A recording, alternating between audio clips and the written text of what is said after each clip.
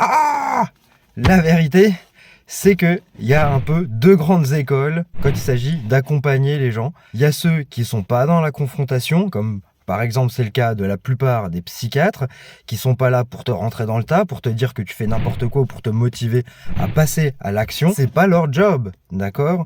Et c'est aussi pour ça qu'il faut que tu comprennes qu'il y a différents corps de métier. Un psychiatre, c'est pas un psychologue, c'est pas un psychothérapeute, c'est pas un thérapeute, c'est pas un coach de vie, c'est pas un coach business, c'est pas un consultant.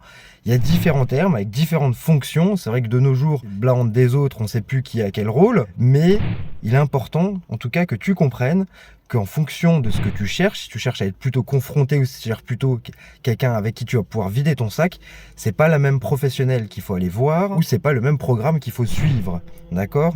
En tout cas, les gens qui viennent me voir, c'est pas pour que je leur fasse une calinothérapie.